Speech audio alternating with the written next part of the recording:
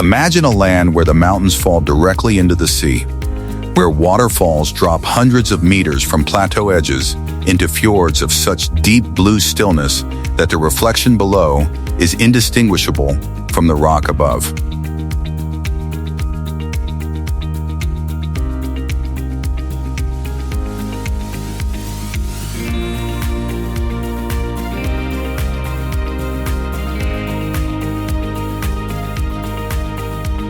Where the sun does not set for 2 months in summer and does not rise for 2 months in winter. And both extremes produce a quality of light that painters have been traveling here to find for 2 centuries. Where the silence is not the absence of sound, but the presence of something older, the particular quiet of a landscape that glaciers carved and then left behind, raw and complete and entirely on its own terms. Norway is not just a destination. It is a confrontation with scale, with mountains that rise from sea level to 2,000 meters within a single afternoon's walk, with coastlines so intricate that the total length of Norway's shore, including every fjord and every island, exceeds the distance around the entire Earth.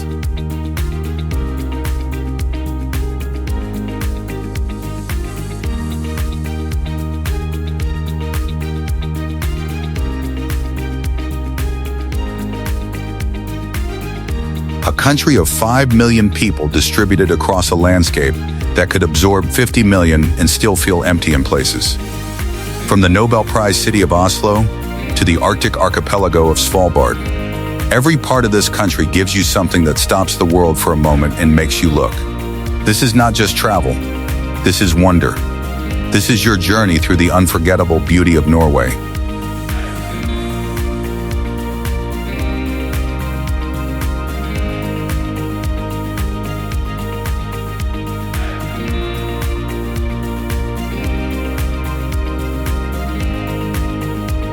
Oslo.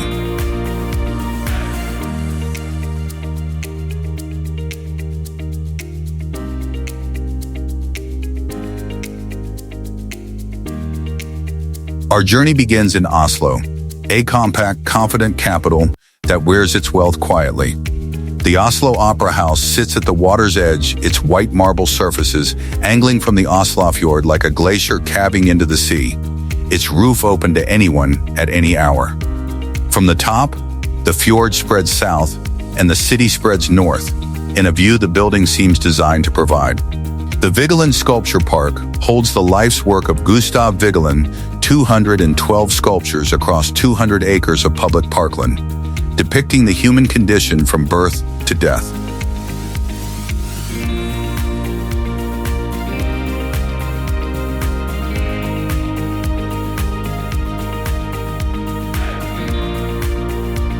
The monolith at the center, 121 figures carved from a single granite block, 17 meters tall, reaches upward towards something the column does not name. The Viking Ship Museum on Bygdøy holds the best preserved Viking ships in existence. The Osberg ship, its prow, carved with spiraling animal motifs of extraordinary intricacy, is the finest example of Viking craftsmanship in the world.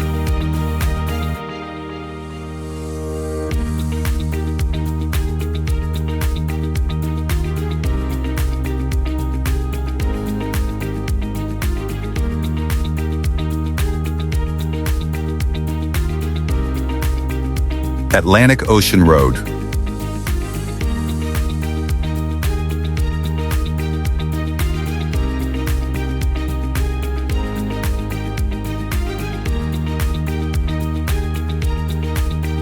The Atlantic Ocean Road crosses the open sea, 8 kilometers of road built on a series of small islands and skerries connected by bridges and cauliflowers.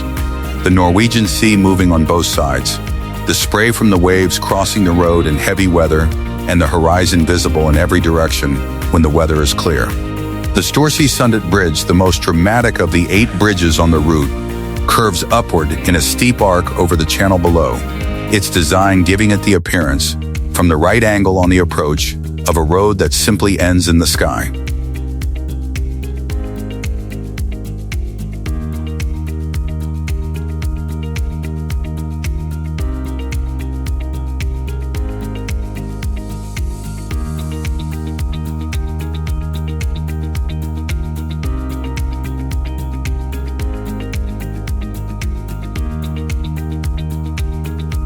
In storm weather, the Atlantic Ocean Road is one of the most dramatic driving experiences in Northern Europe, the waves breaking over the rocks beside the road, the spray crossing the tarmac, the sea visible through the guardrail on both sides.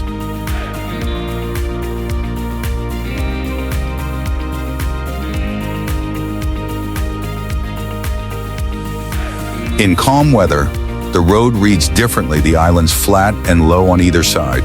The sea still, the mountains of the Romsdal Peninsula visible on the mainland behind. The whole scene gentle and enormous simultaneously.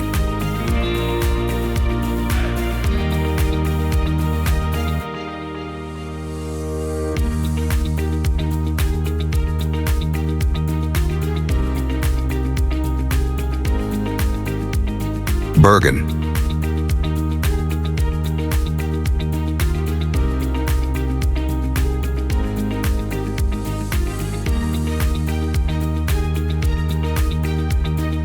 Bergen sits at the end of the fjords in the beginning of the ocean. The city of seven mountains, their names memorized by every Bergen schoolchild, rises on all sides of the city center. The forested slopes pressing close enough that the urban and the wild coexist at a distance measurable in minutes.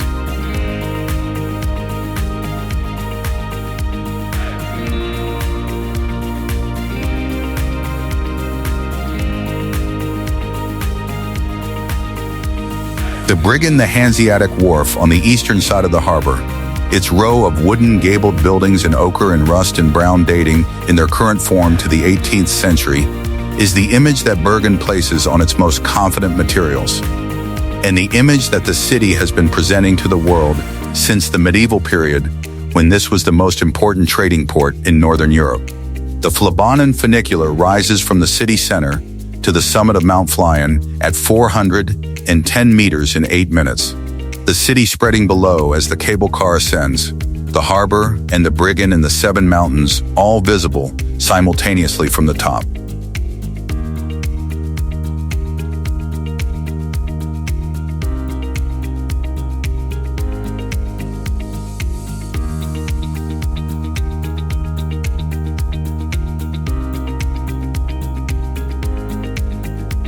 The hiking trails that extend from the summit in every direction make Flyen the most accessible mountain experience in a Norwegian city, the trailhead reachable from the city center in 20 minutes. The summit offering one of the finest urban panoramas in Scandinavia. The fish market of Bergen, the Fisketorget, operating since the 12th century in the harbor. The king crabs, the salmon, the shrimp still warm from the pot, eaten at the water's edge with the Bryggen behind and the mountains above.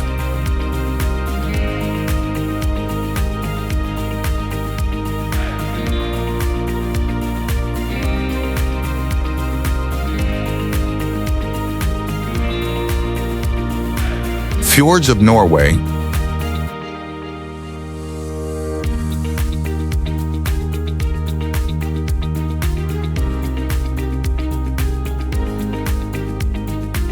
The word fjord is Norwegian, because no other European language had prior need of a word for this specific thing, a long, narrow inlet of the sea with steep sides, carved by glacial action, deep beyond ordinary reckoning, and of a beauty so concentrated and so specific to this landscape that no other word has ever been found adequate.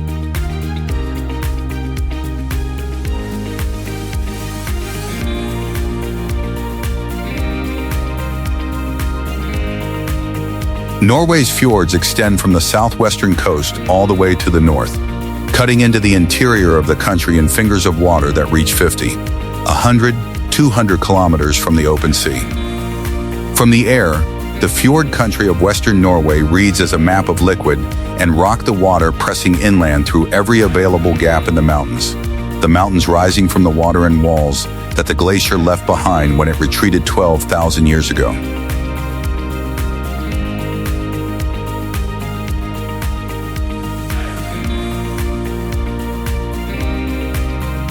From the water, inside a fjord, the scale is different, the mountains rising on both sides to heights that require the head to tilt back to see their summits. The water below of a depth that the color suggests, but the eye cannot verify.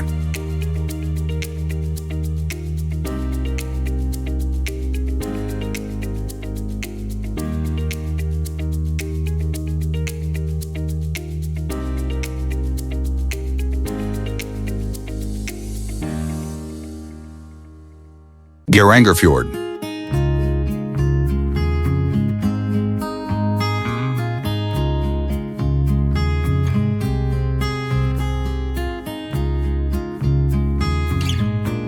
The Geirangerfjord is where the fjord becomes theater.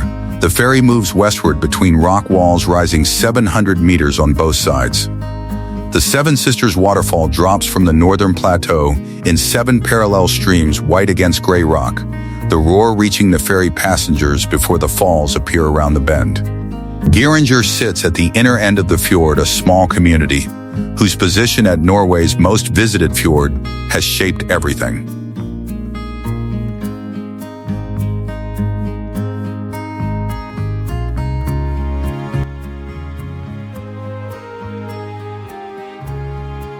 In summer, the cruise ships dwarf it. In the evenings after they leave, the fjord returns to itself, the mountains, the waterfalls, the farm reflections in the still water. The Eagle Road switchbacks up the southern wall of the fjord from Geiranger to the Rennesvingen viewpoint, the road climbing in hairpin bends through the mountain, the fjord dropping away below with each turn, the final viewpoint delivering the full length of the Geirangerfjord in a single frame.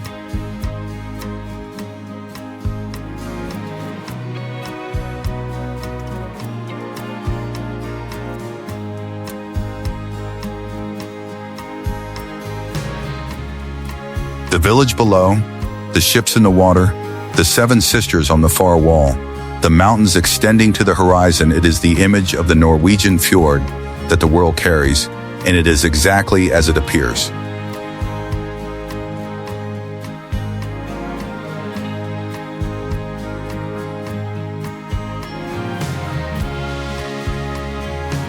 Jotunheimen National Park.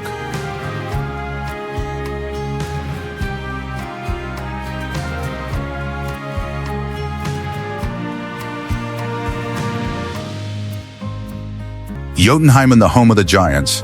The name was given to Norway's highest mountain range by the poet Åsmund Olavsson Vinje in the 19th century, and it remains accurate.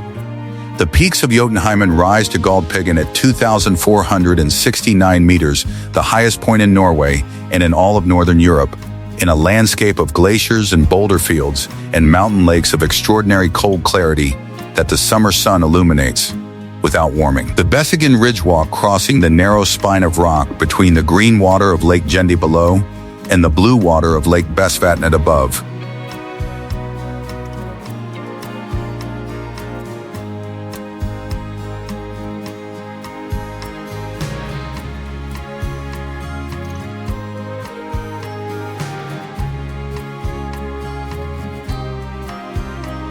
The two lakes separated by the ridge and by a color difference so dramatic that the combination reads as impossible is the most famous mountain walk in Norway and one of the finest ridge walks in Scandinavia. The exposure on both sides, the color of the water below, the height of the surrounding peaks, the distance of the horizon on a clear day, all of it arriving simultaneously in the same view from the ridge.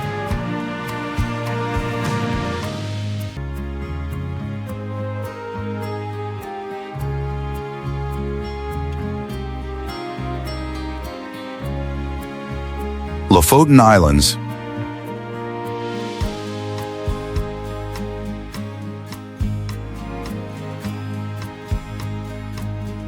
The Lofoten Islands rise from the Norwegian Sea above the Arctic Circle in peaks of naked granite so steep and so vertical that every photograph looks composited from two different images, the jagged mountains and the calm reflected water, the impossibility of one beside the other.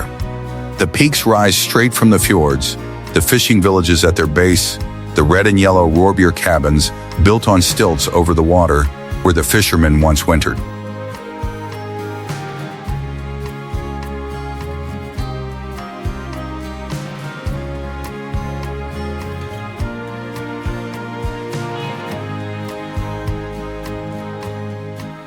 Reign the village at the foot of the Reinebringen mountain, its cluster of red cabins reflected in the dark water of the fjord, with the peaks rising behind, is the image of Lofoten that Norway's tourism materials return to continuously, because it is the image that most completely captures what the islands are. The mountain is not backdrop, the village is not foreground, the water is not a surface. They are a single composition that took millions of years to arrange and that the camera finds without assistance.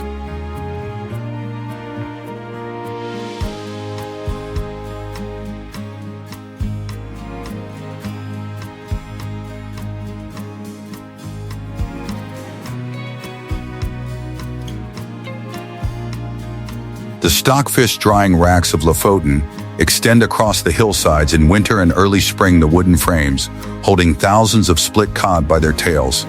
The Arctic air drying them over 3 months into the hard, light product that has been exported from these islands to Portugal and Italy and West Africa for centuries. The smell of the drying fish carries across the village on the wind.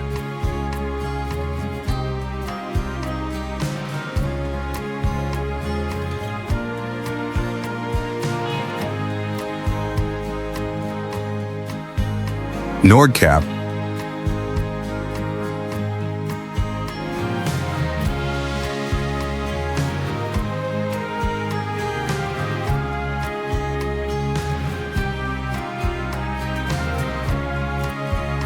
at the northern tip of the European mainland, the cliff of Nordkapp drops 307 meters to the Arctic Ocean below. This is the end of the road, the northernmost point of Europe, accessible by car, the place where the continent simply stops and the ocean continues in every direction toward the pole.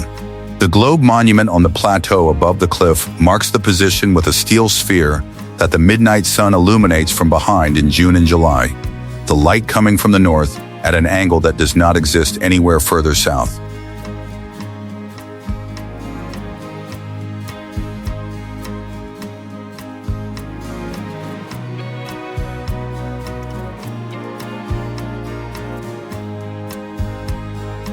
In summer, the sun at Nordkapp circles the horizon for 2 months without setting, the midnight sun moving in a flat arc through the northern sky, dropping toward the sea, and then rising again without the interruption of darkness that every other latitude takes for granted.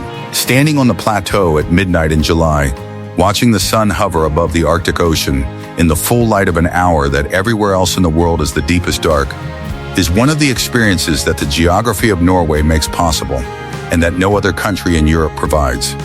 The road to Nordkapp crosses the island of Magaria through open tundra and reindeer pasture, the last road north, producing the particular feeling of approaching an edge that maps confirm, but the mind resists.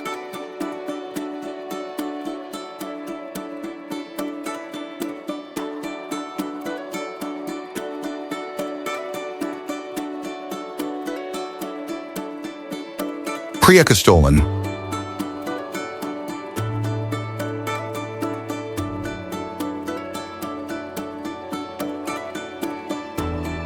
The Pulpit rock rises from the side of the Geirangerfjord, 604 meters above the water, its flat summit a roughly square platform of granite, approximately 25 meters on each side, its edges dropping vertically to the fjord below, without barrier or fence or any physical acknowledgement that the drop exists.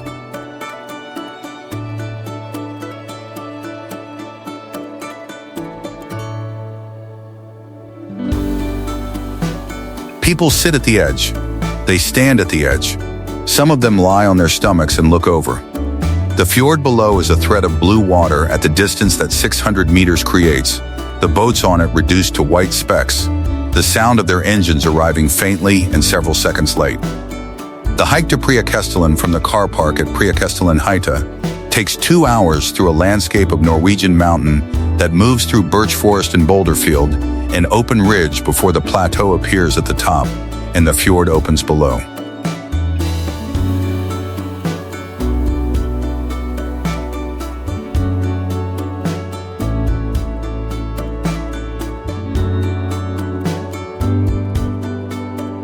The path is well marked and busy in summer, thousands of people making the same ascent, the summit itself filling with visitors by mid-morning on a clear day.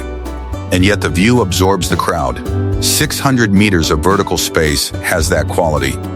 From the water of the Lofoten below, Preikestolen appears as a tiny rectangular notch in the cliff wall, the human figures on its surface, visible as dots, recognizably human and incomprehensibly small.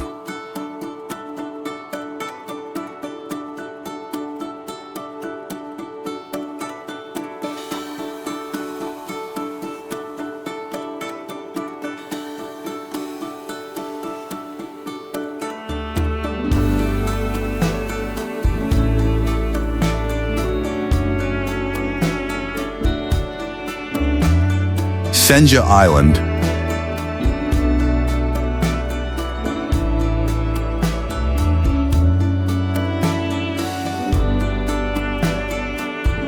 Senja is the Norway that most visitors never find, the second largest island in the country.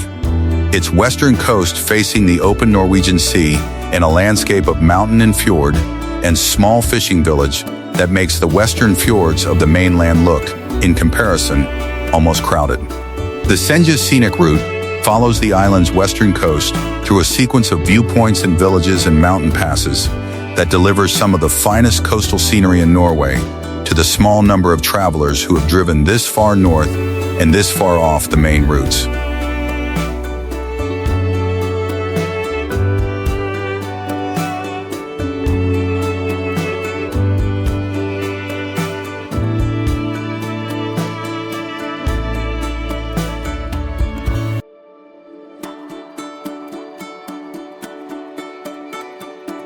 The mountain peaks of Senja's western spine rise directly from the sea in forms that the erosion of very old rock produces rounded at the summit, steep on all sides, their reflections lying in the fjords at their bases on calm mornings.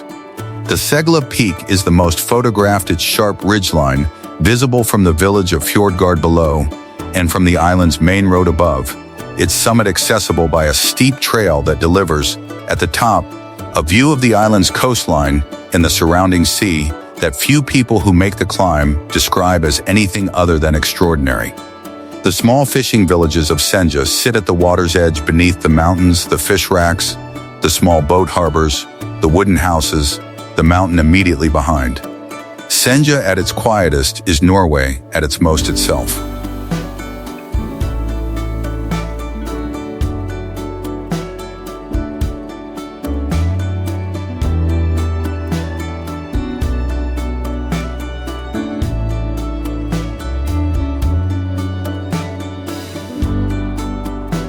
Sognefjord.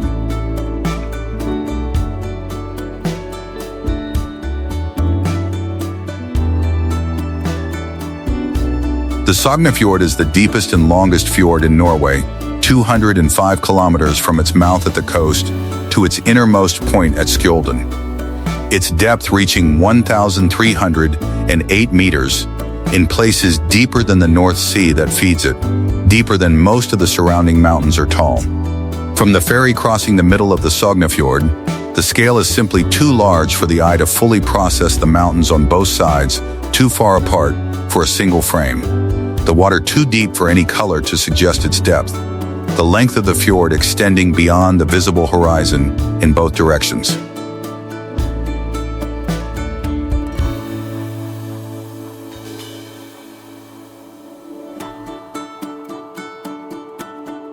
The Nærøyfjord, a UNESCO World Heritage branch of the Sognefjord, barely 250 meters wide at its narrowest point, is where the fjord landscape reaches its most dramatic extreme. The walls close from both sides until the sky above is a thin strip of blue, and the water below reflects the rock from both sides simultaneously. The ferry that navigates it moves at low speed. Even the engine noise seems wrong here, too mechanical for a space this geological. The villages along the Sognefjord Felm at the inner end, connected to the plateau above by the Felm Railway, sit at the water's edge beneath mountain walls that block the sun for months of the year. The buildings arranged with a pragmatic acceptance of communities that have always known their place.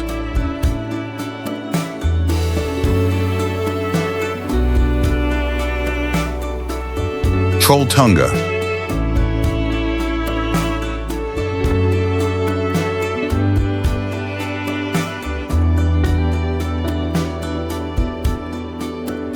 The Troll's Tongue extends from the mountain, a horizontal shelf of granite projecting 20 meters out from the cliff face above the Ringadalsvatnet Lake, 700 meters below, its blue surface reduced at this height to a mirror of the sky above it. There is no fence. There is no railing. There is the rock and the drop and the view, and the person standing at the end of the shelf with the mountain behind them and the empty air in front of them and the lake far below.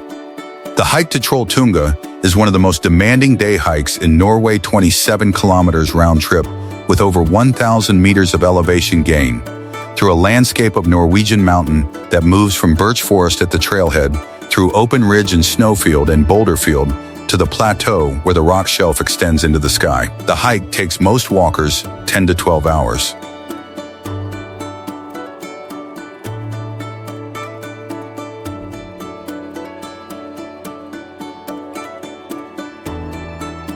The summit is occupied for most of the summer by a queue of visitors waiting to stand at the edge for the photograph, and then the queue disperses.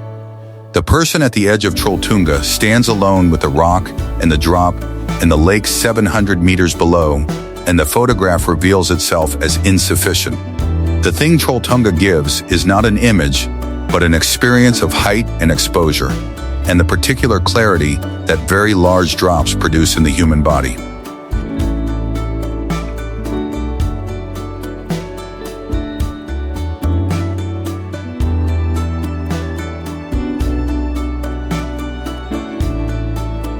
Troms, the city of Troms, sits at almost 70 degrees north latitude, 350 kilometers above the Arctic Circle, on an island in the Troms archipelago surrounded by fjords and mountains and the particular quality of Arctic light that changes everything it touches.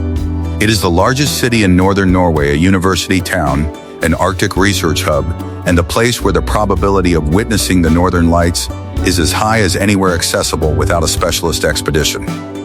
The Aurora Borealis above Troms, in winter the green curtains moving across the sky above the city, the mountains on the fjord horizon in silhouette below. The reflection of the aurora in the still water of the fjord is the image of Arctic Norway that the world carries.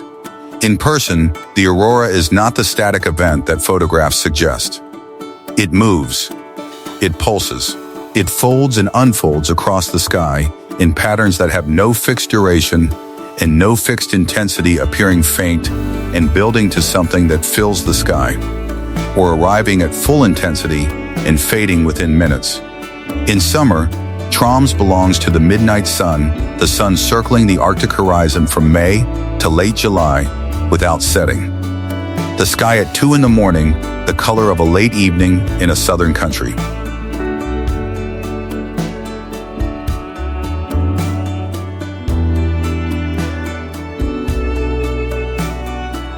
Norwegian food, the Norwegian table, begins with what the sea provides.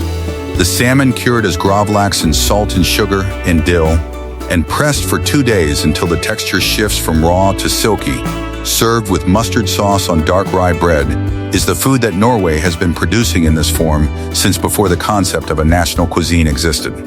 The fresh shrimp, boiled and cooled and eaten directly from the paper bag at the harbor edge of Bergen or Oslo or any Norwegian port, with white bread and mayonnaise and the view of the water, is the meal that the Norwegians eat in summer with the satisfaction of something perfectly calibrated to its moment. The brunost brown whey cheese, dense and sweet savory, is the taste of Norway on dark crisp bread with cold butter. The klippfisk, salt-dried cod from the Lofoten tradition, becomes fisk sup at the Norwegian table, creamy, warm, built for the winter.